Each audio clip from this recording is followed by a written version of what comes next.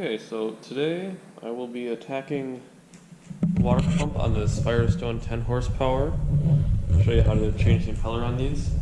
This is the same procedure for the Bale-O-Matic engines, all sharing the same leg. This one only has one water pump in it, which I'm going to replace. The one in there right now is currently getting a little weak. And here I'll show you what I am replacing it with. Right here, this is a Honda impeller that actually was recommended on one of the AOMCI forums, and that fits. And here I have a spare pump housing, and this does fit in there. I'm not going to wedge it in there right now because I don't have any lubrication on it, but it does. I've tested it and it does fit. So this is what I will be replacing it with. I could link this item in the description. I got it off eBay. It's about $8. And from what I've heard, it does work very well. So just basically to start off, I'll just take the covers off and work on getting the power head off. So now I've gotten the fuel line disconnected and then the hood's off. So the next step is to get these springs off here that will disconnect the power head from this and the midsection from the clamp bracket. These are a little tricky sometimes, but getting them on is a little tough. Taking them off isn't that bad. You take off the back one first and it hinges out, and then it loosens up and then you can take the other screw out, which is what I'm going to do now. And it helps to support the bottom, because without those springs it'll fall backwards a little bit.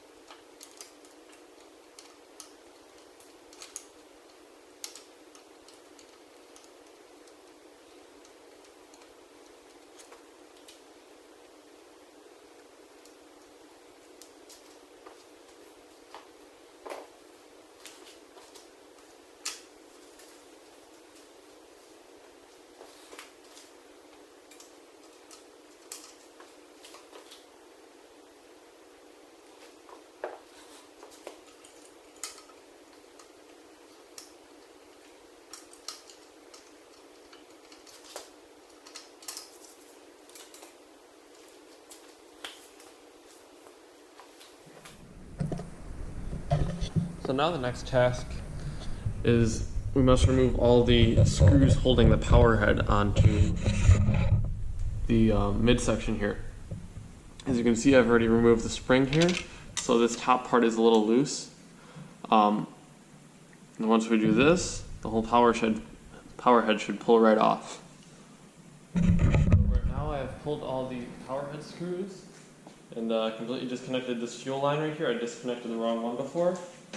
And the power head will just pull off fairly easily, like this. I'm just going to set it off to the side.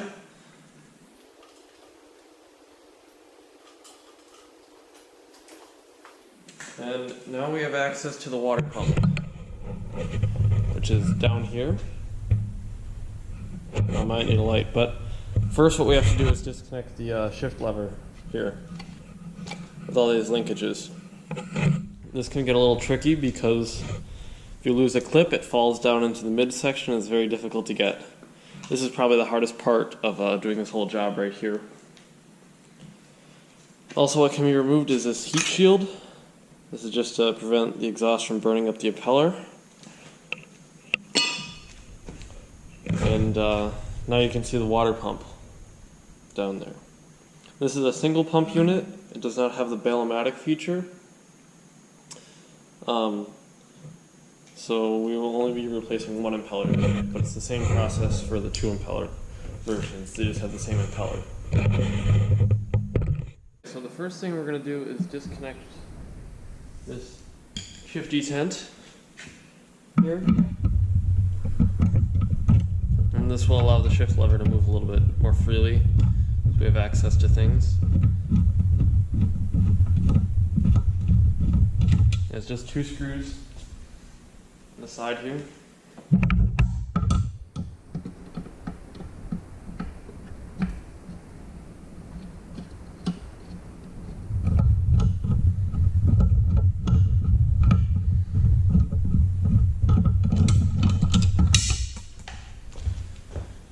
Here it's off. So now you can see how this linkage works. What we'll have to do here now is remove this little E-clip here. Make sure it does not fall down here. If it does, you're going to have to take the whole midsection off and flip it upside down. And then this pin comes out of this rod, which allows the rod to be driven out. And then we lastly take an Allen key, loosen this up, and then the shift lever will pull out.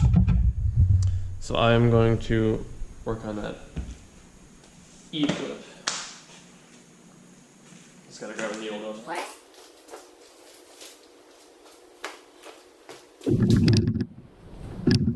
So shift the engine over so it pops up just a little bit. And then very, very carefully move the E-clip.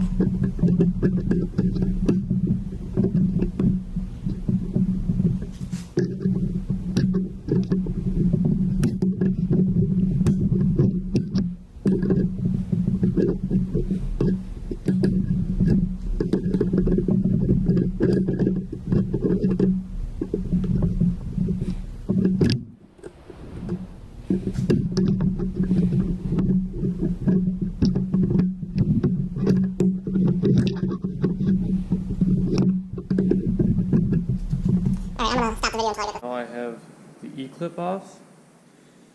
Don't worry too much if you lose it. You probably can get another one at the hardware store. So then what this does is this pin will now fall out right there.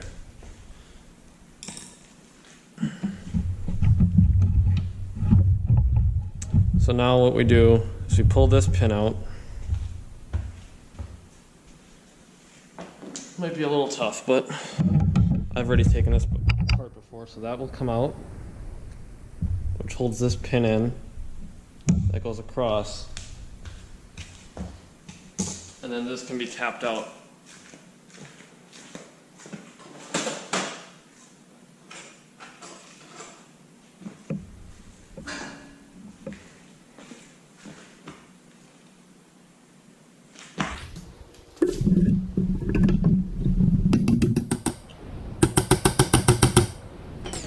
Now before you get it all the way out, just make sure it's loose. There's another E-clip that needs to be removed to get this bent steel piece off. Right there. That comes off first actually. So now this is free to move on here. And then this can come out very easily with a punch. And there's about half of the hole is open here to tap this out. See how it's coming out? Tap that all the way out.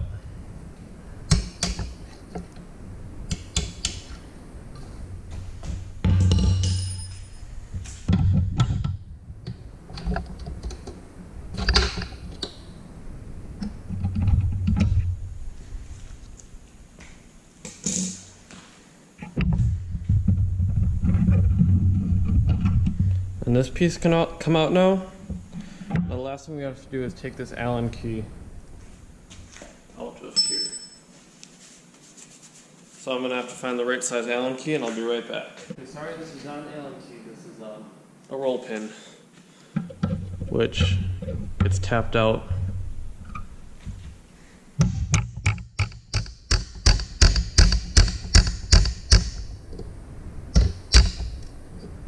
Now that's out.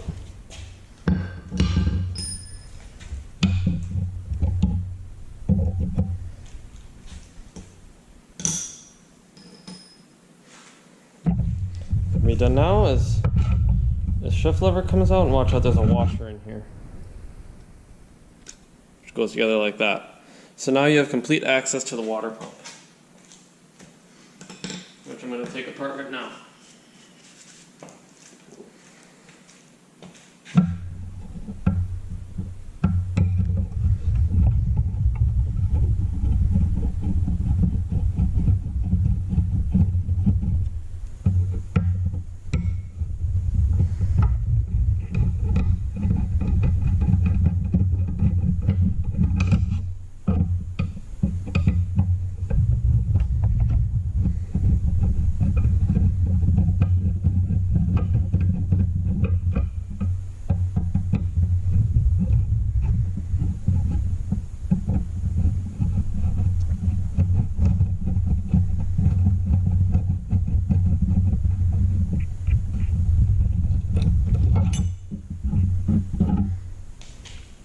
Here's the top part.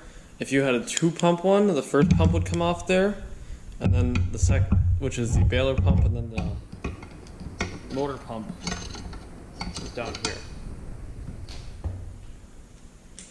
Since this does not have the Bail-O-Matic feature, we are only doing 1 pump. Here is the steel plate, and down here is the impeller, which I will pull out now. So I have an NOS impeller. It seems to not be pumping as good as it used to, so I'm just going to retire it now before I burn it up. The issue with this is that these impellers are mounted very high, so they do not get water flow when the engine starts. Seems I'm struggling a little bit because the drive shaft is a little rusty. I'm trying not to damage this.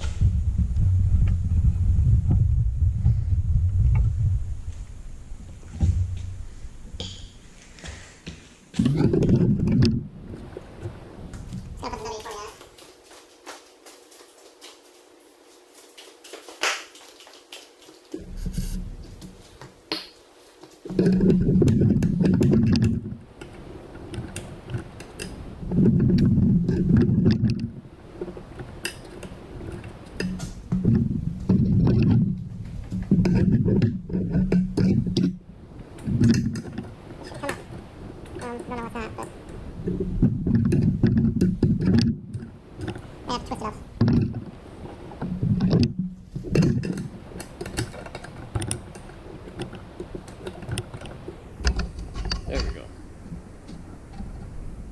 So as you can see, this one, the vanes are starting to wear out, which is giving it trouble. Once the impeller's out, the whole casing will come out. There we go. So there's a water tube down there which connects right here. And now I'm going to install the new impeller.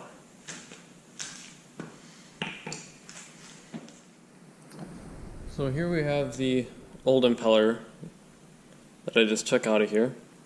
As you can see, it's actually 2 vanes for each vane. There's a stronger one and a thinner one. This one seals and this one provides support. But you can kind of see on the end here, it's starting to wear out. You can see some wear marks and stuff.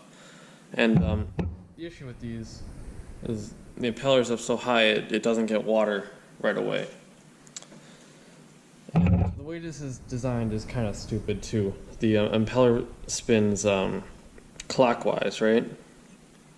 And the water does struggle to, as it's going clockwise, has to turn around basically 180 degrees and go the opposite way and up. So they didn't give this thing the best chance of working well. Now, if you do look on eBay, there is someone selling 10 vane impellers that claim to fit here. I read in an AOMCI article that those do not pump. The issue with those is the center hub is too big and doesn't allow enough water in with each stroke. This one seems to be working good, or seems to work good on the forums that I've read.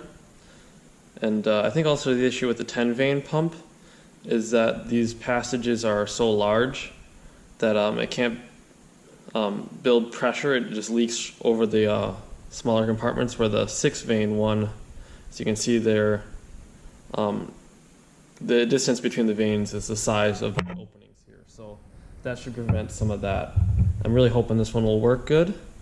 I'll probably test it just with the drill on the drive shaft and maybe a bucket before, just to demonstrate. Or maybe I'll just put it together, I don't know.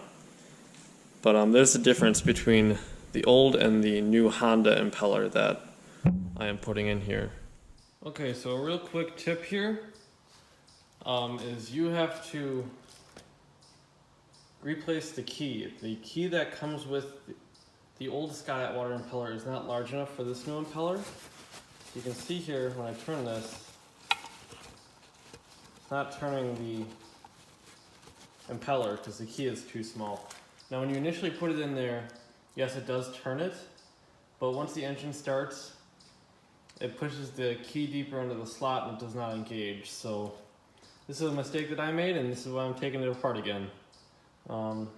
So I would suggest cutting a nail, in a larger diameter nail, to the size of that key, and it should work, which is what I'm going to do. Alright, so once that is installed, we just do the reverse of taking it apart.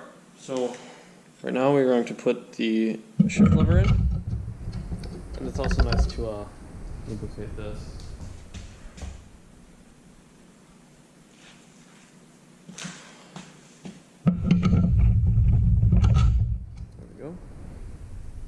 And then this goes on here. Don't forget that washer. And we line up the holes. And then the roll pin gets tapped back in.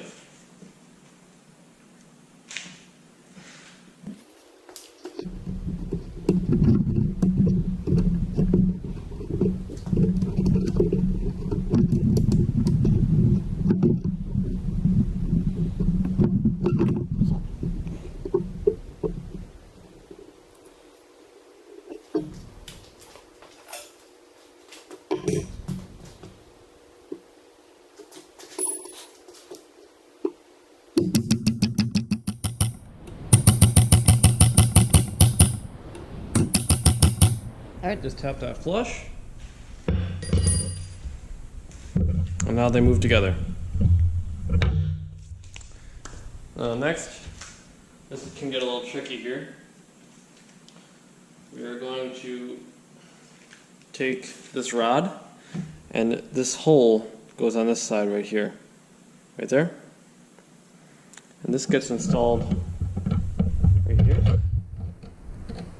But as it goes across, you need to line up this slot right here with the little nub on the shift lever there. And then line up everything. It can get a little tricky. There we go. Through. And then get it into this hole on the other side. There we go.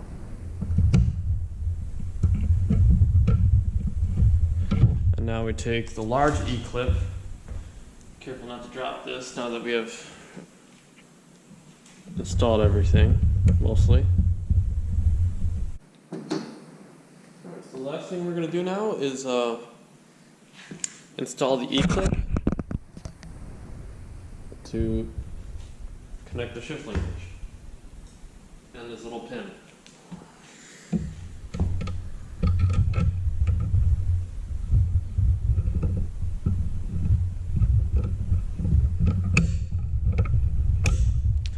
So I went through, and now we take the E-clip and that gets put on there, and now the shift linkage is connected. So, and then shift detent goes on right here.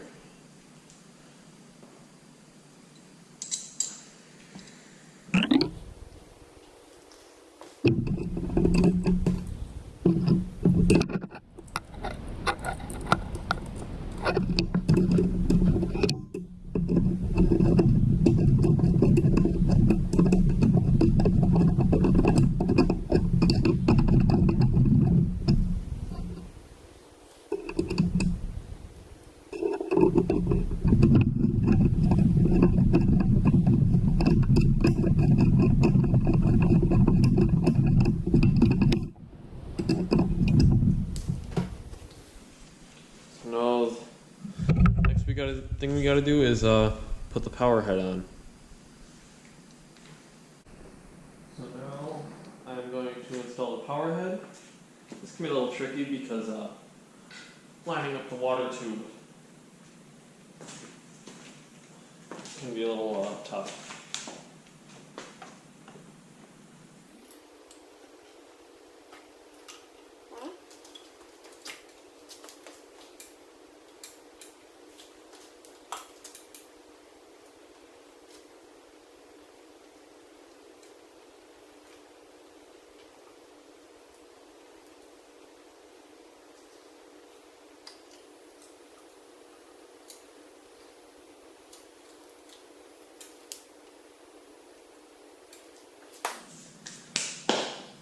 So I'm going to mess with this a little bit more to get everything lined up, but this is basically how it all goes together.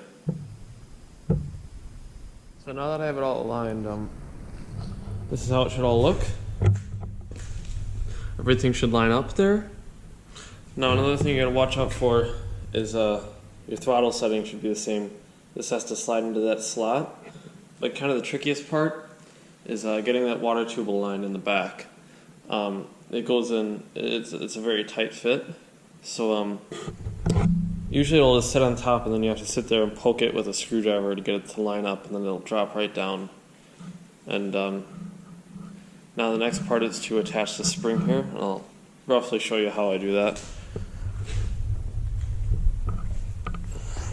So I'll take this spring here,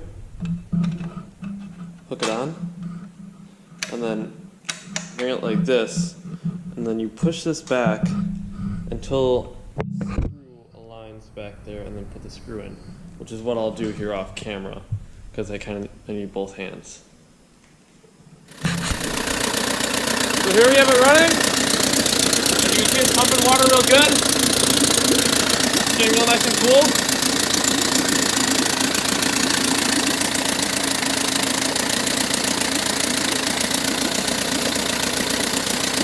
It takes forever to get this thing pumping, but now it just did it by itself, which is nice.